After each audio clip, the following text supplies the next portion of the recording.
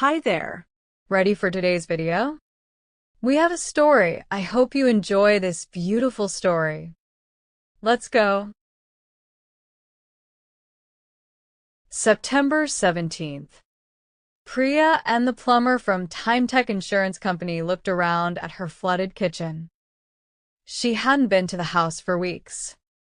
A few months ago, she had moved back to live with her parents to save money because Charlie's hospital bills were so high. She had hoped to sell the house before this, but so far, no one had been interested. Someone was coming to see it tomorrow, the first person in 4 months. She really needed them to buy it, but no one would want it now. She guessed the water had been in the kitchen for ages because it smelled like old fish. "You," said Charlie at the horrible smell. He held his nose and made a silly face, the way 5-year-olds do. And then he started to cough. But his thin body was too weak for the effort, and he stopped. Priya felt even worse about the situation. She had called the plumber as soon as she saw the condition of the house. And right after that, she called her boss at the jeweler's shop to say she couldn't work today. She was really good at her job and she sold lots of jewelry, but he would probably take money from her pay. Just one of those expensive necklaces would pay for Charlie's operation. It was so unfair. "Do you mind if I look?" asked the plumber. "Of course. Please go in," she replied. Luckily, the plumber was wearing boots that were about 5 centimeters higher than the water. He walked slowly towards the sink and opened the cupboard under it to look at the pipes. Then he took a few photos of the flooded kitchen, one of them with her, Charlie, and the dog in. Charlie made another silly face for the photo, which made him look even more pale and ill. "Can you fix it?" she asked. She didn't have the money to pay someone to repair the kitchen, so she hoped the insurance company would do it. But Tech's slogan promised, "Say goodbye to every problem you ever had." Well, Priya definitely wanted to say goodbye to this problem. "It's your lucky day," he said, "as long as the flood happened within the right time period. Now, to be sure, I need to go back 2 months. The pipe looks as if it's been like this for a while. But I think the flooding actually happened 6 weeks ago because of the way the water looks." Priya shook her head in surprise. It was so hard to believe that this time travel stuff was real.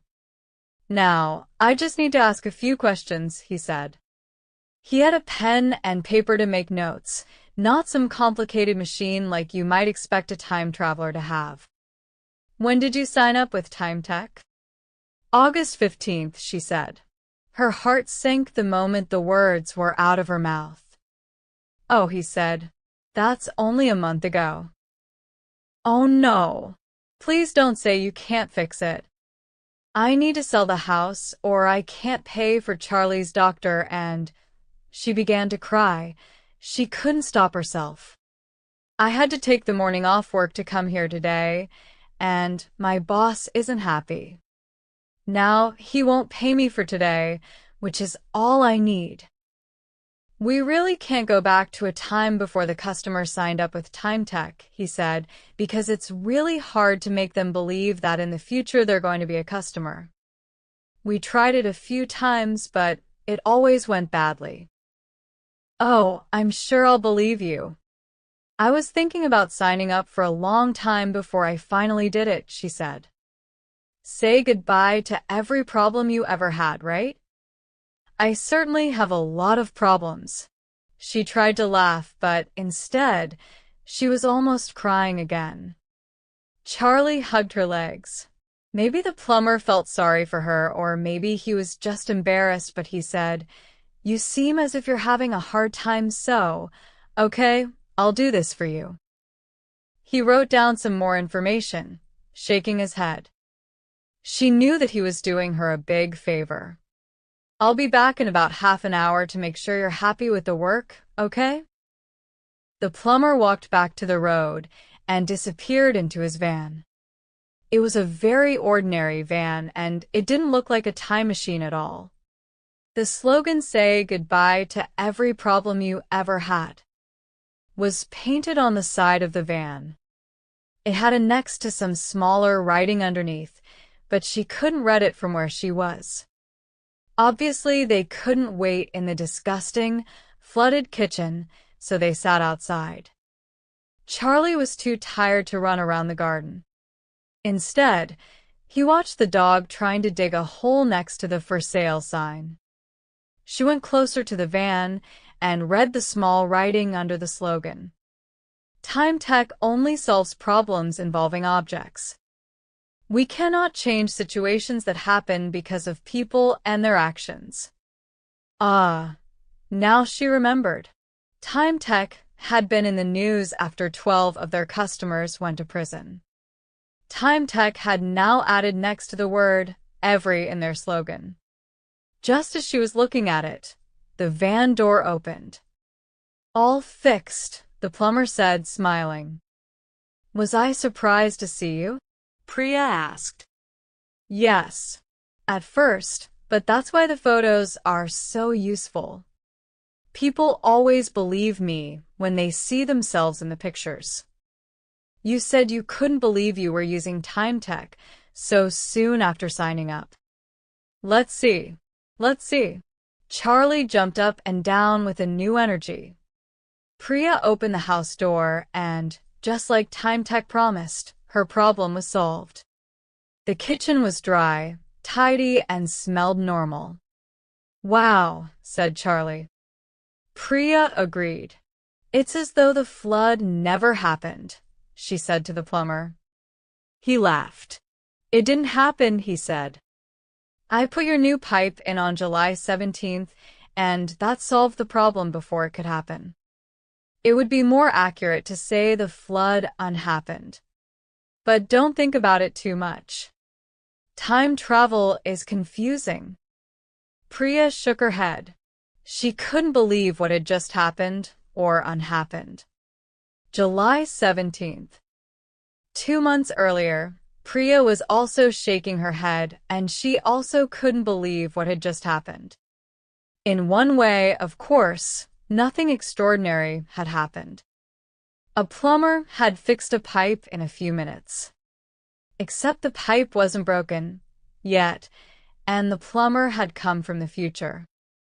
Well, she was glad that future Priya was going to sign up with Time Tech. She had heard a bit about them, but now she really understood what the company did. Say goodbye to every problem you ever had. The slogan on the van outside her house had said. There was some smaller writing underneath, but she hadn't been close enough to read it. It was amazing. Solve all your problems with time travel.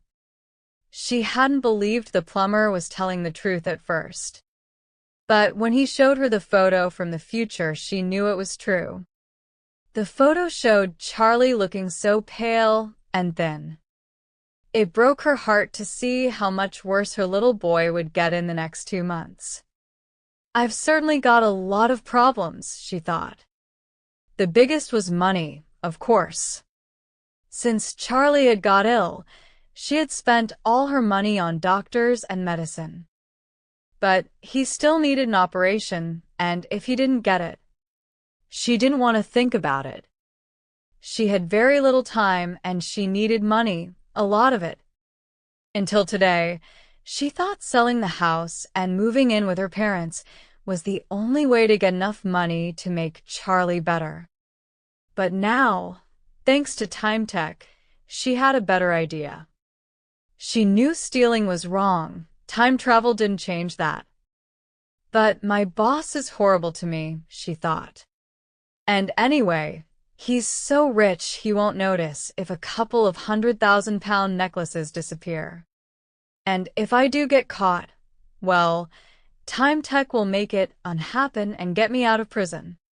Maybe they would help her put the jeweler back or go back in time and show her a photo of herself in prison. Or whatever it was they could do. She'd seen her kitchen with her own eyes. Timetucker's insurance was the best insurance you could ever have. September 17th. As they waved the plumber goodbye, Charlie ran back into the garden.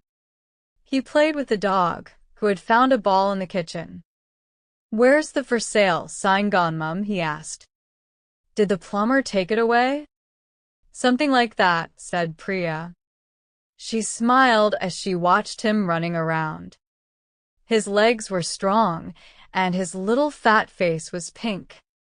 The operation was a success, she thought.